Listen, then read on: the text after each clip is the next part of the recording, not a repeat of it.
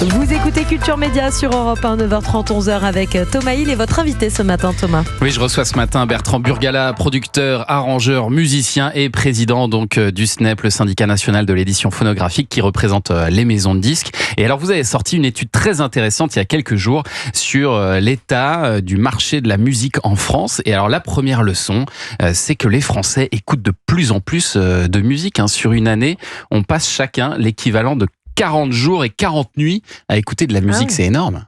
Oui, c'est bien. Enfin, Et ça la musique, elle est très importante dans nos vies. Et c'est vrai que quand on le fait dans une étude comme ça, on a des chiffres qui sont encourageants.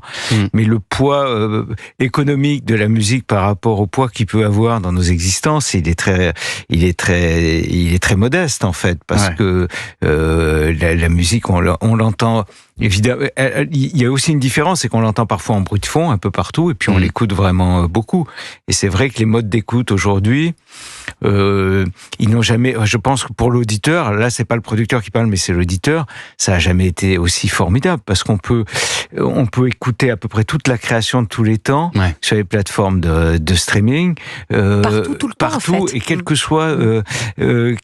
soit la plateforme qu'on utilise. On n'a pas ça pour la presse, on n'a pas ça pour le livre, on n'a pas ça pour le cinéma. C'est-à-dire que si vous êtes allé chez Deezer, chez Spotify, chez Qobuz, ou Apple ou Amazon, vous avez exactement les mêmes contenus, ce qui n'est pas le cas quand on est... Et c'est vrai que c'est grâce à ces plateformes, Bertrand Burgala, que ça augmente énormément l'écoute. Deezer, Spotify, Qobuz, vous avez dit, qui représentent 60% des revenus de l'industrie musicale aujourd'hui. Mais alors j'ai vu ça assez en retard quand même sur le nombre d'abonnements à ces plateformes. Si on se compare à nos voisins européens, il y a à peu près un quart des Français aujourd'hui qui sont abonnés. C'est souvent 40% chez nos voisins.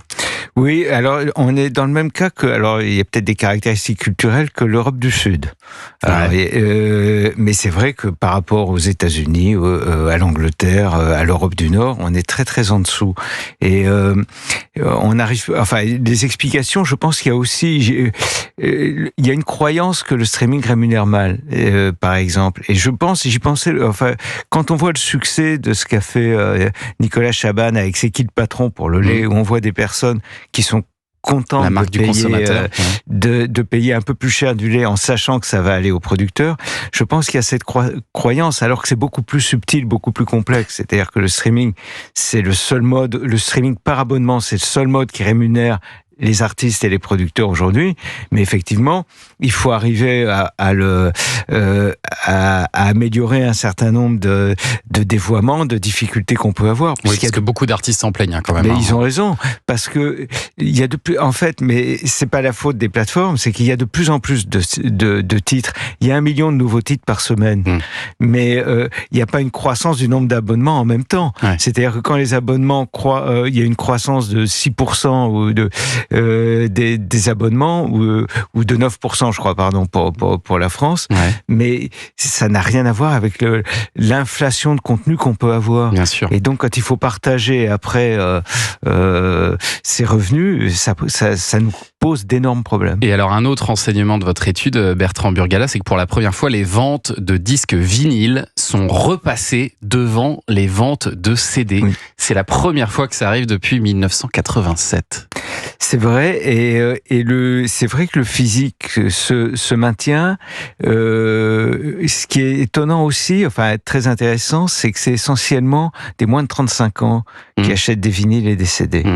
Et encore une fois, je pense que cette bonne santé du physique, qui a rien à voir avec les chiffres des années 70 pour le vinyle ou 90 pour le CD, mais cette bonne santé, elle va de pair avec la bonne santé du streaming, parce que c'est deux modes d'écoute qui se complètent. Et je pense que les personnes qui écoutent en vinyle ou en CD, souvent écoutent aussi en streaming. Sur les plateformes, bien sûr.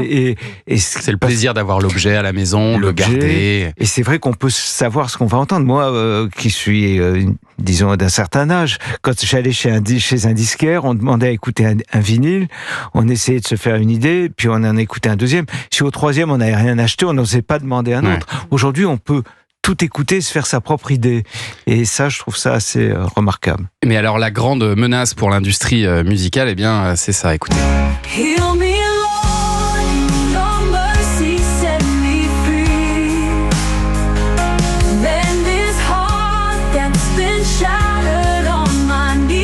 Heal Me Lord, plus d'1 million d'écoutes sur YouTube pour ce titre qui est soi-disant une reprise de Céline Dion. Sauf que Céline Dion n'a jamais chanté ça, c'est de l'intelligence artificielle et elle a poussé un coup de gueule contre l'utilisation de sa voix parce que bon là c'est encore loin d'être parfait et loin d'être convaincant, mais à l'avenir c'est une grande menace pour l'industrie musicale, Bertrand Burgala. Alors oui, c'est pas l'intelligence artificielle qui est une menace parce que l'intelligence artificielle on l'a dans les studios depuis 40-50 ans. Les machines plus ou moins intelligentes, on les a, les consoles automatisées, les voix retravaillées, etc. Mais c'est l'intelligence artificielle générative. Et c'est vraiment de tout autre problème que ça pose. On en parlait à propos du streaming. Aujourd'hui, vous avez des personnes qui déposent, c'est Deezer qui a montré ça, qu'il y a des personnes qui déposent 1000 nouveaux morceaux par jour sur les plateformes, qui sont créés entièrement par des machines. Donc effectivement, ça pose d'énormes problèmes. Et ce qui me paraît intéressant, c'est que ces problèmes ne concernent pas que la musique. Même si parce que la musique est fragile, c'est des ondes, on est peut-être les premiers un peu à affronter ça, mais ça va concerner toutes les industries culturelles et créatives et le reste de la société.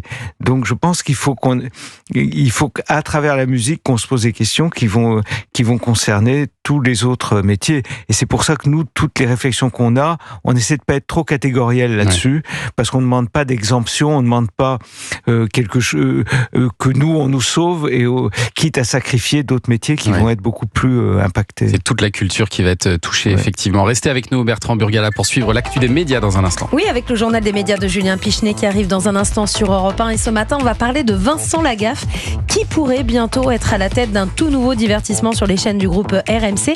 Et puis vous entendrez l'un des membres de la grande famille Europe 1, Stéphane Bern, qui viendra nous parler du site d'action qui commence aujourd'hui. À tout de suite sur Europe 1.